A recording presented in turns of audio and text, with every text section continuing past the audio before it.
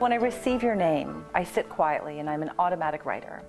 Spirit allows me to see impressions, images, thoughts, and feelings of your life and of your essence and of your soul. Your loved ones want to let you know that they are always with you at your side. But there are times that you don't feel them. There are times that you question, are they really here for me? And the answer is yes, always. There is something that they have brought to our attention. It's called the grief barrier. And this happens when you are mourning their loss versus celebrating their life. This is natural and human to do. But what happens is when we get stuck in that loss and we get stuck in the sadness of losing someone that we have loved, we create that barrier where we cannot feel them.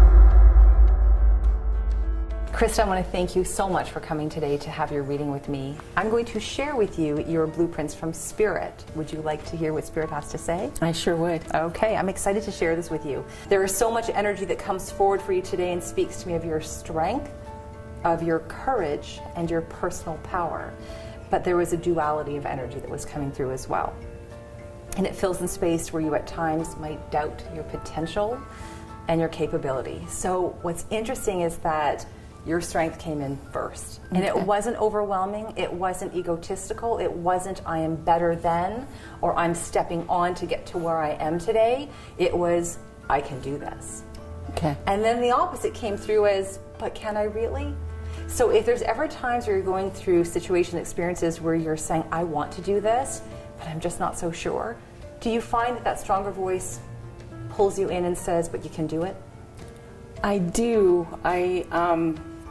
I find that when I'm trying to direct change in my life, that there is that little bit of doubt, though, sometimes. And that's your human nature. The simple fact that it comes in so strong for you with is your courage. It's like, but we're going to do it.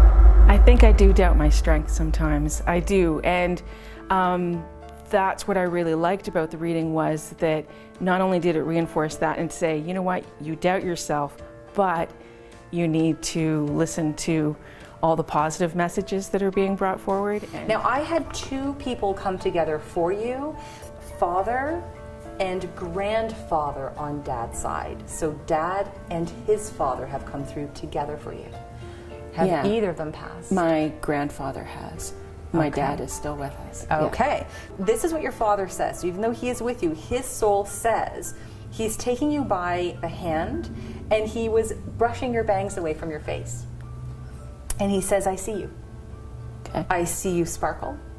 And I see that you also hold back. Now is time for you to trust that you have all it takes to shine and to sparkle even brighter. Has he told you that you are worthy? Yeah, he has actually. And he says, all the time, I'm proud of you. That's so good. So his soul is in alignment. They're actually in alignment together. And when he was brushing the bangs, it was because energetically, I was seeing it as if it was covering your face. Okay. Like I don't want to be seen sometimes. And he was like, oh no, the world needs to see you. Okay. And that's why he did that for you. Father is asking for you to make a mental count of your blessings and successes to date in your life.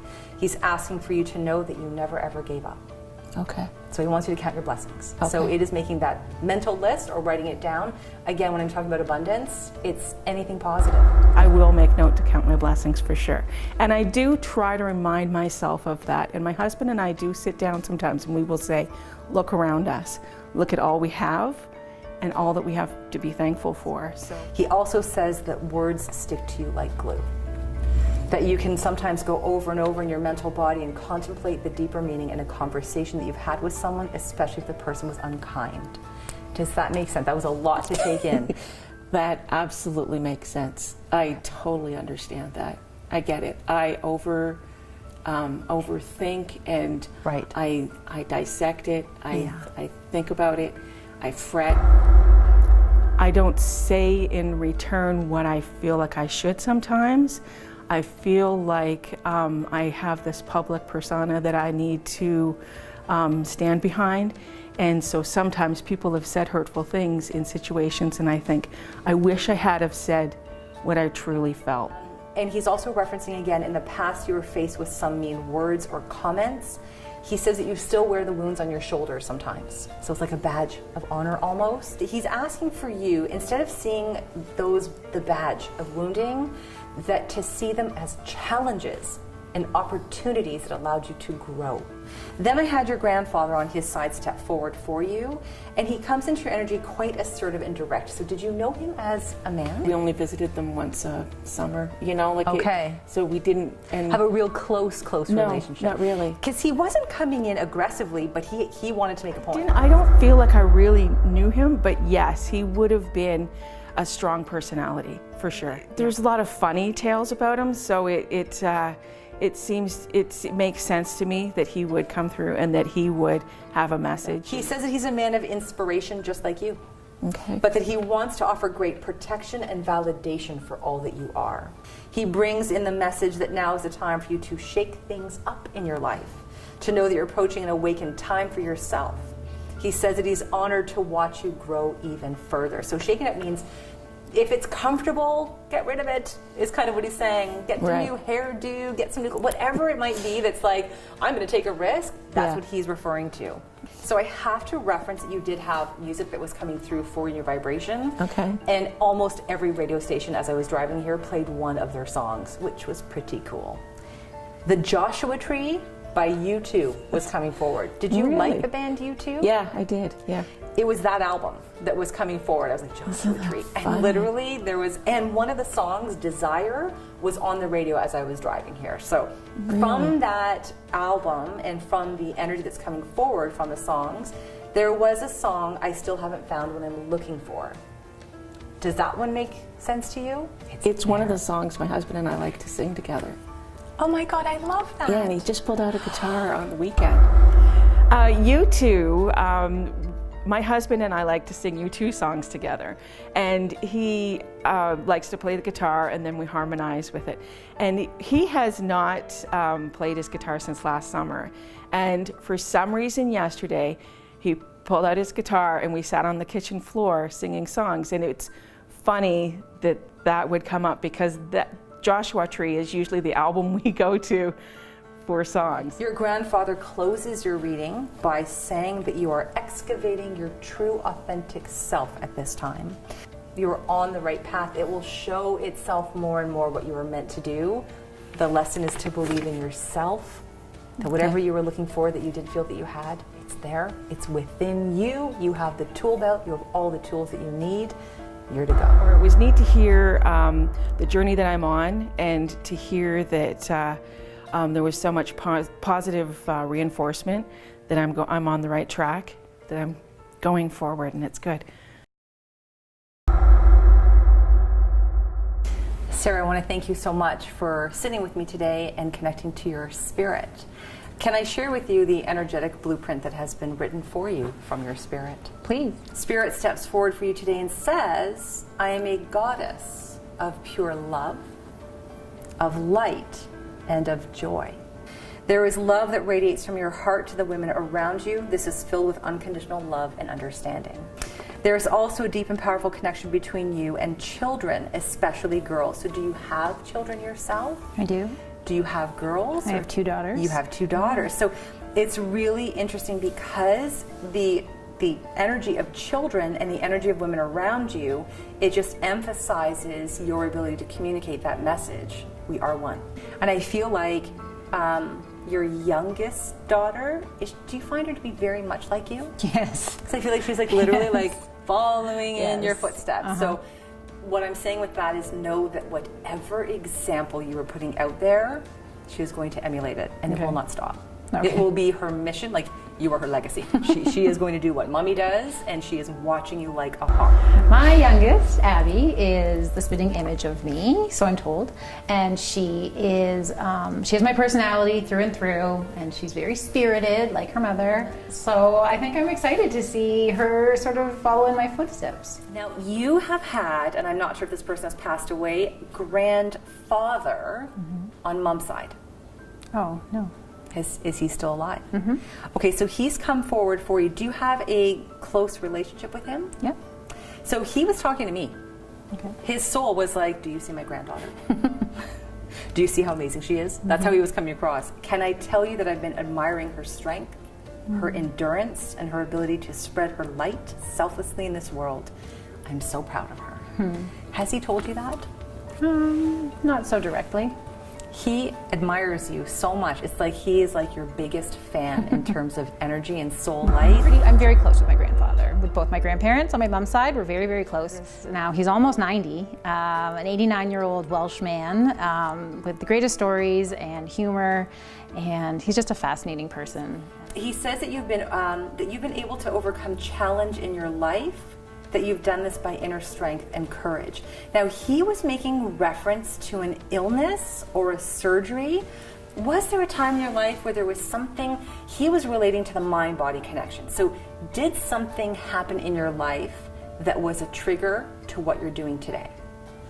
Was there any, like sometimes people have, oh my God, my back kept going out, and then I knew because my back was giving me signs I had to stand up and do something. Was there anything in particular?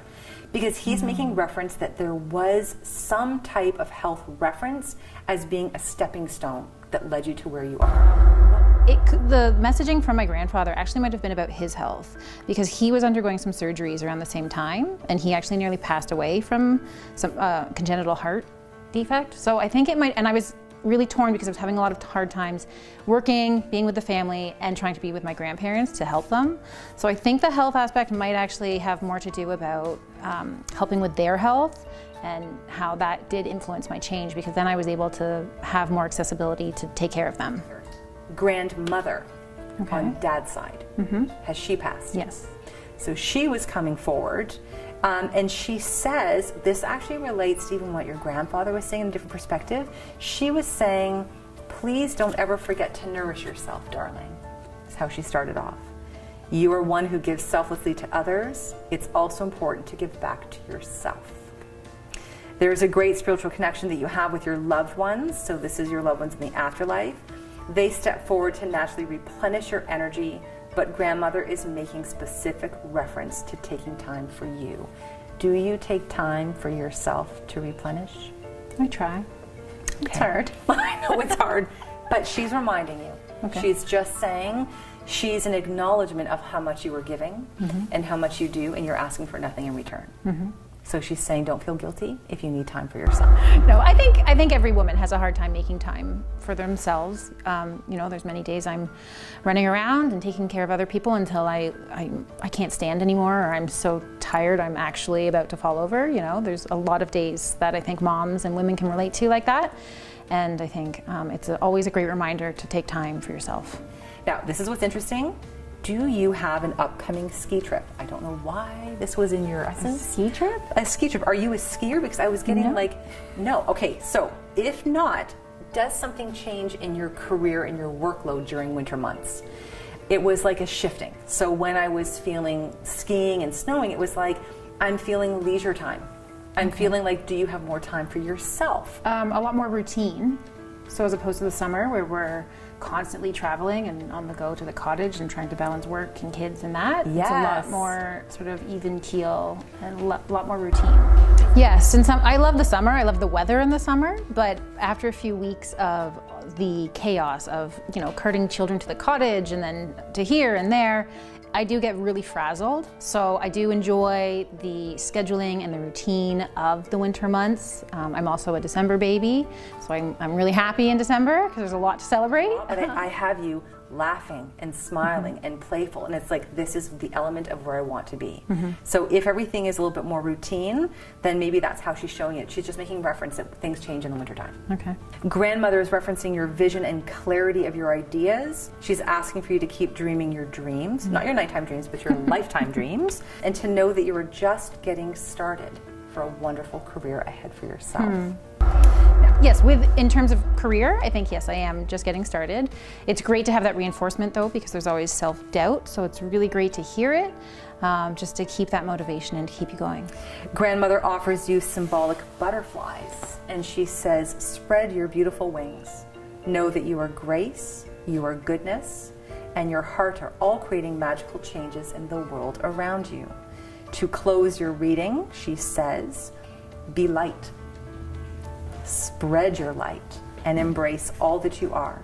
You are truly deserving of abundance and joy in your life. I thought it was really insightful and positive and full of really useful messages. Christy, I want to thank you so much for coming today and sitting with me for your reading. Can I share with you what Spirit has created for you in your energetic blueprints? For sure. Okay. Do you make any like hand soaps or body scrubs or lotions or anything like that? Have you ever had an interest in Cooking. You like to cook? Yeah. Okay, so there's your hands as well again, because I feel Yeah. like, and those are the ideas from scratch. Do you come up with recipes from scratch, or are you just kind of concoctioning things? Yeah, that's my favorite thing to do if I'm not working. I have a family tradition that every Sunday we make pancakes, and I have it in my head that I cannot do the same recipe twice. So every Sunday I create a different, it's like it's the most random thing, but apparently other people don't all do this. But I have to create a different type of pancake every Sunday. So your loved ones come forward for you at this time in your reading, and you have a strong female presence that surrounds you. I was literally getting like a chain of female energies. You have great connections and relations with the females in your family. Do you have sisters is a question I have to ask. Do you have 3, or are there 3 of you in the family? There's 3 siblings in my family. So the 3 was the siblings. The chain of women in your life that come forward for you is your mother, grandmother, so mom's mom, and great-grandmother. All 3 of them came for you. So okay. Who has passed, who is still here with us? My mother's still here. Grandmother and great-grandmother have passed. So your mother stepped forward, so she is still here with you. She says, "You have filled my life, my days, and my memories with so much love, joy, and happiness. I'm so blessed and proud to call you daughter. Shine bright like a star and know that I see your inner light, and I thank you for all that you are. Do you know how much you have taught me? You are wise beyond your years, and I am a witness to the goodness that you've created for yourself in your life. You are truly one of a kind." Do you know that? Do you know how much you've taught your mom? Yeah, she tells me a lot. Does she tell you? Okay, Yeah. because she is so proud of you. Yeah, Mom and I get along really well, and yeah, it's great that she has told me all the time the messages that I was told today. So. Grandmother comes for you after mother, and she steps in and she says, "Thank you. Thank you for having a heart of gold and allowing yourself to give selflessly, kindly, and deeply."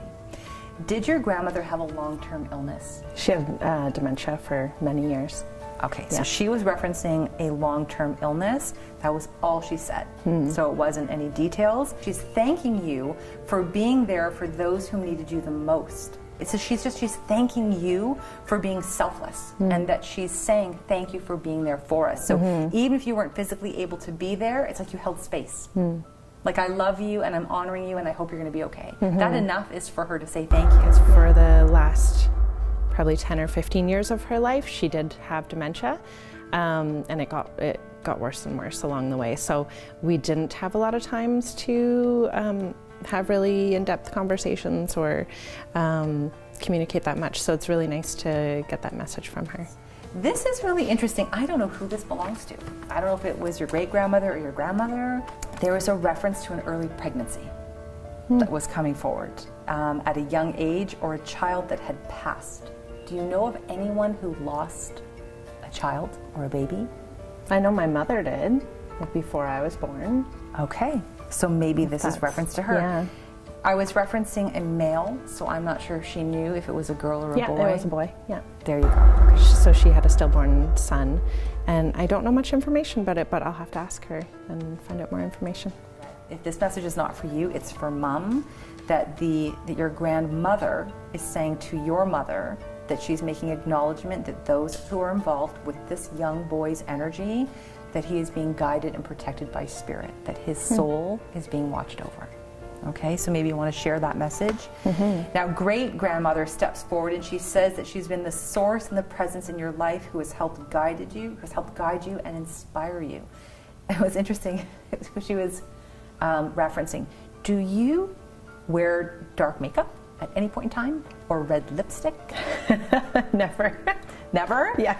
Okay, because she was laughing at that because she was like, I don't like those colors. Oh. So what she was saying is, I have it here, do you wear dark makeup or red lipstick? Laugh out loud. She's making reference to deep colors like fall colors, and that she does not like that very much. She tries to encourage you on gentle colors. So if you're ever like, oh, I like that, no, I'm gonna buy this instead, whenever that happens, she's like, no, we are not buying that.